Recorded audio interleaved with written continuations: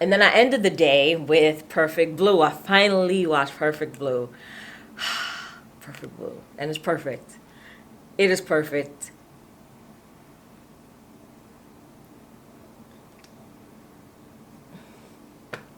I went on a whirlwind spree of articles and video essays just talking about Perfect Blue all over the internet because I was just completely taken with it, completely taken aback with it. It's so compelling, so beautiful, so incredible, so confusing, so imaginative, but also somehow, because I watched this video that told me this, it's also somehow very realistic that this happens to people, whether they're celebrities or not, but obviously most likely celebrities. And nowadays, everybody has a little mini avatar if you have some type of following online. And how incredible it is that Satoshi Kon took this material and kind of made it his own and kind of predicted the future. He did the same thing with Inception.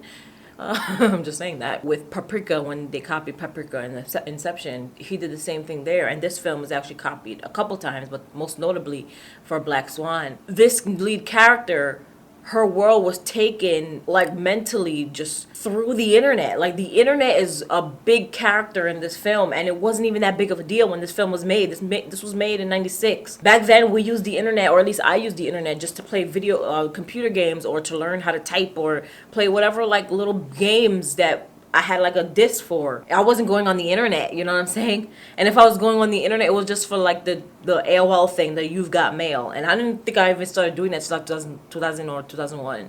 So in '96, it's literally like he predicted the future with this. Because look at idol culture now. Idol culture in Japan and Korea and all those places that have like abundance of that culture with the music and the products, and the crazy fans like me, like me, who become obsessed with these idols. But it's just me with BTS, and I'm not even that bad anymore with BTS. Like I don't buy any of their shit. Like I'm not even that level, you know what I'm saying? I don't stalk them clearly because they performed at Times Square and I didn't even know until after, so, or until during. So I'm not even that bad. But he really did predict that, and it's just incredible. It's so incredible. I can't tell you how many times that we watched it, because not because there's stuff that I missed or wanted to. It was just because of how intricate, but it's also it's kind of a little bit, it's really simple. It's a really simple story about a girl who just wanted to branch out, and which we've seen branch. We've seen with Ariana Grande, Miley Cyrus, Selena Gomez. They start a certain way that seems innocent, that seems like this image where they're just this virgin girl who's singing and light, and she wears tutus and she's adorable and everyone wants to be like her. She wanted to switch it up and become an actress and become a serious actress. And for some reason, whenever people think of serious actress, they think of you have to strip naked. You have to be butt ass naked. You have to let people rape you. And they even mentioned in the show, when they were talking about her doing a rape scene, it was like Jodie Foster did it. Jodie Foster did it. She got a Oscar. So this is what serious actresses do. They give themselves away wholeheartedly. And she did a photo shoot where she's butt ass naked in the photo shoot. Like butt ass, vagina, ass, titty, nipple, Kim Kardashian in that one magazine, that paper magazine she did. Like vagina, butt ass naked. And her fans, like her core fans and her manager are like, bitch, what are you doing? Like, you're fucking up your image. Like, this is not Mima. You're not, Mima is the lead character's name. You're not being Mima. The real Mima isn't like this. She's a pop icon. She's not this serious actress who lets people fake rape her in a TV show, and she's schizophrenic and she's like doing naked photo shoots, and then all of a sudden killings start happening. And the way the movie is twisted, where you would think it's someone doing it, and it's not that person doing it, it's somebody else doing it, and it's like, holy shit. And it's like right here after Paprika. Like, I love Paprika, and like nothing goes over Paprika. But when it comes to Satoshi Kon, I watched Millennium Actress, and I was just like, like these transitions, bruh.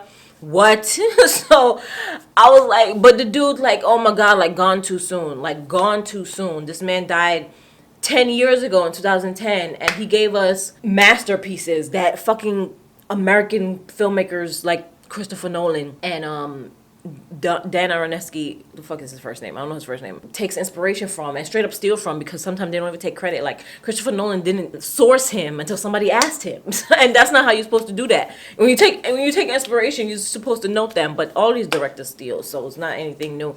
But it's just interesting, like how much and how quickly they stole from him. And I think it's interesting that Inception and Black Swan both came out in 2010, and that was the year he died. Like I feel like they killed him. Like I feel not physically killed him, but I feel like it killed him.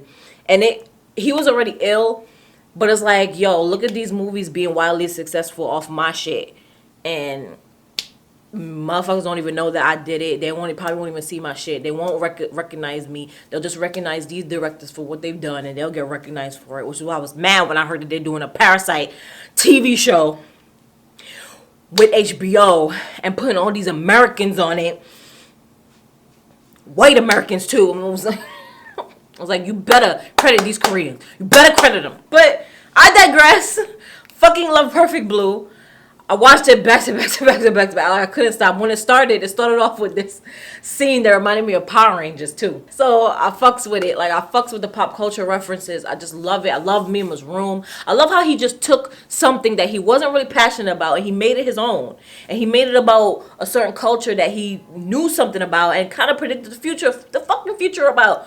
Because I don't know how it was back then, but I know now idol culture with the internet is fucking crazy. The internet has made the world so much smaller, and Namjoon, the leader of BTS, said this too. Because the internet has made the world so much smaller, it's easier for us to connect to each other. So it's like whenever someone puts out a new song, I don't have to go look for that shit. Like it comes to my phone, especially BTS. BTS put out a new song the other day. It came to my phone. Like I didn't have to go look for the shit. You know what I'm saying? Back in the day, you wouldn't know something came out unless you saw a commercial for it, unless somebody was giving it to you on the street. You know what I'm saying? But now with the internet, shit just come to you. Information just comes to you. And it's just interesting how he made that movie. It was made in 96, came out in 97, and it's very, very dominant in 2020.